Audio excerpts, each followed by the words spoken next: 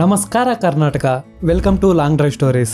ನಗರದ ಜೀವನ ಎಂದಿಗೂ ನಿಲ್ಲದ ಓಟ, ಕೆಲಸದ ಒತ್ತಡ, ಡೆಡ್ಲೈನ್ಗಳು ಮನಸ್ಸಿಗೆ ವಿಶ್ರಾಂತಿ ಕೊಡೋದೇ ಇಲ್ಲ. ಒಮ್ಮೆ ನಿಲ್ಲಬೇಕಂದ್ರೂ ಕೂಡ ನಮ್ಮ ಕಮಿಟ್ಮೆಂಟ್ಗಳು ನಮಗೆ ಅವಕಾಶ ಕೊಡೋದೇ ಇಲ್ಲ. ಅಂತ ಸಮಯದಲ್ಲಿ ನನ್ನ ಮನಸ್ಸಿಗೆ ನೆನಪಾಗುವುದು ಒಂದೇ ಹೆಸರು, ರಮಣ ಮಹರ್ಷಿ ಆಶ್ರಮ. ತಿರುವಣ್ಣಾಮಲೈ ಅಂದ್ರೆ ಸಾಮಾನ್ಯವಾಗಿ ಎಲ್ಲರಿಗೂ ನೆನಪಾಗೋದು ಅರುಣಾಚಲ ದೇವಸ್ಥಾನ, ಆ ರಾಜಗೋಪುರ, ಆ ಅರುಣಾಚಲ ಬೆಟ್ಟ, ಆ ಬೆಟ್ಟ ಸುತ್ತ ನಡೆಯುವ ಗಿರಿ ಪ್ರದಕ್ಷಿಣೆ. ಆದರೆ ಅಲ್ಲಿ ಇನ್ನೊಂದು ಪ್ರದೇಶವಿದೆ, ನಾನು ಯಾರು ಅನ್ನುವ ಪ್ರಶ್ನೆಗೆ ಉತ್ತರ ಸಿಗುವ ಪ್ರದೇಶ.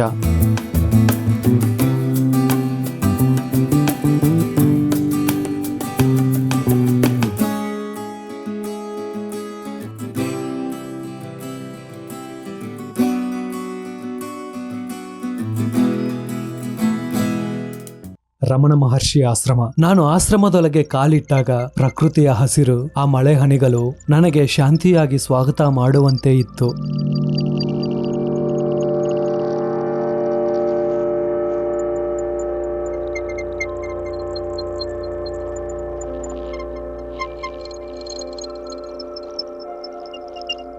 ಇಲ್ಲಿ ಶಬ್ದಗಳು ಮೌನವಾಗುತ್ತವೆ, ಮೌನವೇ ಮಾತಾಡಲು ಆರಂಭಿಸುತ್ತದೆ.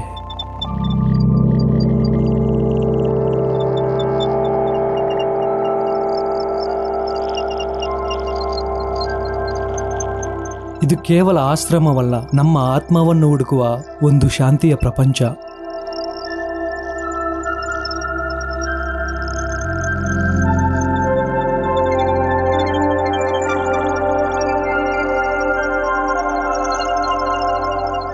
ರಮಣ ಮಹರ್ಷಿಯ ಮಾರ್ಗದಲ್ಲಿ ಸಾಧನೆ ಎಂದರೆ ಶಬ್ದವಲ್ಲ, ಯುದ್ಧವಲ್ಲ, ಅದು ಮೌನದ ಅನುಭವ.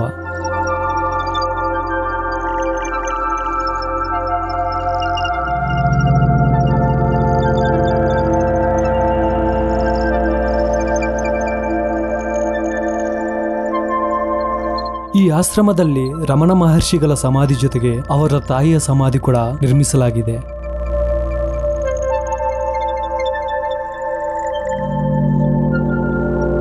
ಈ ಆಶ್ರಮದಲ್ಲಿ ಪ್ರತಿನಿತ್ಯ ಅನ್ನದಾನ ಕೂಡ ಮಾಡುತ್ತಾರೆ.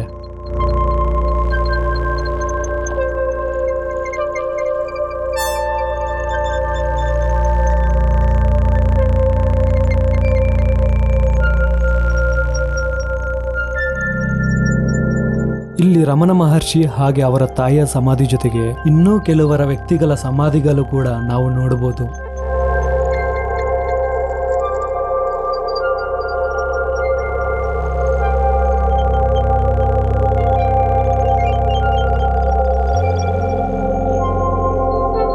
ಮಾನವರಷ್ಟೇ ಅಲ್ಲ, ಪ್ರಾಣಿಗಳಿಗೂ ಇಲ್ಲಿ ವಿಶ್ರಾಂತಿ ಇದೆ. ರಮಣ ಮಹರ್ಷಿಯ ದೃಷ್ಟಿಯಲ್ಲಿ ಜೀವವೆಂದರೆ ಭೇದ ಇಲ್ಲ. ಈ ಸಮಾಧಿಗಳನ್ನು ನೋಡಿದ ಮೇಲೆ ನನಗೆ ಅನಿಸಿದ್ದು ಒಂದೇ, ರಮಣ ಮಹರ್ಷಿಗಳಿಗೆ ಮಾನವ ಪ್ರಾಣಿ ಎಂಬ ಭೇದ ಇಲ್ಲ. ರಮಣ ಮಹರ್ಷಿಯ ಮೌನದಲ್ಲಿ ಎಲ್ಲ ಜೀವವೂ ಒಂದೇ.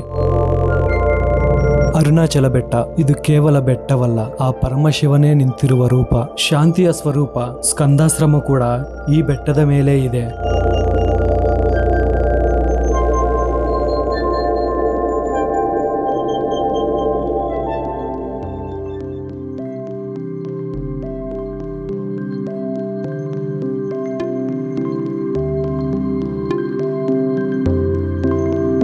ಇಲ್ಲಿ ಕಲ್ಲುಗಳು ಕಠಿಣವಲ್ಲ, ಆ ಶಿವಲಿಂಗದಂತೆ ಸ್ಥಿರ. ಈ ಬೆಟ್ಟ ಹತ್ತುವಾಗ ಪ್ರತಿ ಹೆಜ್ಜೆಯು ಪೂಜೆಯಂತೆ, ಪ್ರತಿ ಉಸಿರು ಜಪವಂತೆ ಇತ್ತು.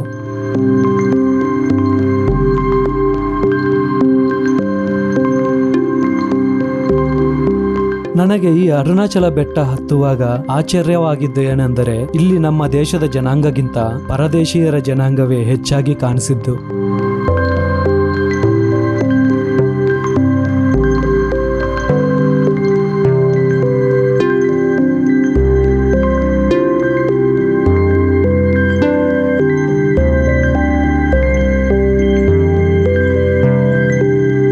ನಾನು ಈ ಬೆಟ್ಟ ಹತ್ತುತ್ತಿರುವಾಗ ಶಿವನ ಸಾನ್ನಿಧ್ಯಕ್ಕೆ ನಡೆದುಕೊಂಡು ಹೋಗುವಂತೆ ಇತ್ತು.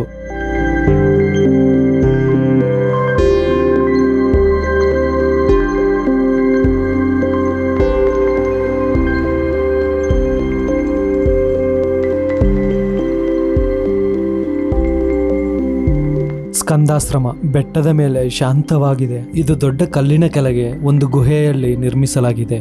ಈ ಆಶ್ರಮವನ್ನು ರಮಣ ಮಹರ್ಷಿಗಳ ಶಿಷ್ಯರಾದ ಸ್ಕಂದ ಮಹರ್ಷಿ ಅನ್ನೋರು ನಿರ್ಮಿಸಲಾಗಿತ್ತು. ಈ ಆಶ್ರಮದಲ್ಲಿ ರಮಣ ಮಹರ್ಷಿಗಳ ಜೊತೆಗೆ ಅವರ ತಾಯಿ ಕೂಡ ನಿವಾಸವಿದ್ದರು. ಇಲ್ಲಿ ಯಾರೂ ಮಾತಾಡೋದಿಲ್ಲ, ಉಪದೇಶನೂ ಕೊಡೋದಿಲ್ಲ. ಕೆಲವರು ಕಣ್ಣು ಮುಚ್ಚಿದ್ದಾರೆ, ಕೆಲವರು ಮೌನವಾಗಿ ಕೂತಿದ್ದಾರೆ. ಭಾಷೆ ಬೇರೆ, ಆದರೆ ಮೌನ ಒಂದೇ. ಸ್ಕಂದಾಶ್ರಮ ಮಾತಿಲ್ಲದ ಜಾಗ, ಶಾಂತಿ ನೀಡುವ ಪ್ರದೇಶ.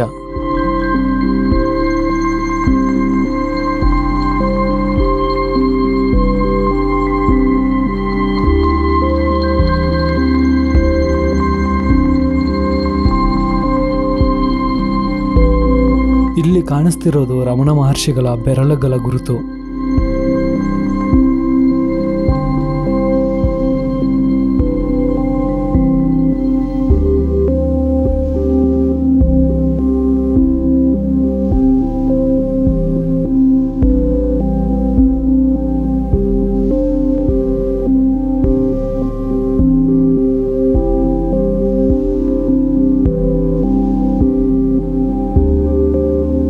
ಹಾಗೆ ಮುಂದೆ ಸಾಗಿದರೆ ರಮಣ ಮಹರ್ಷಿಗಳು ಧ್ಯಾನ ಮಾಡಿದಂತ ವಿರೂಪಾಕ್ಷಕೆಯು ಕೂಡ ನಾವು ನೋಡಬಹುದು.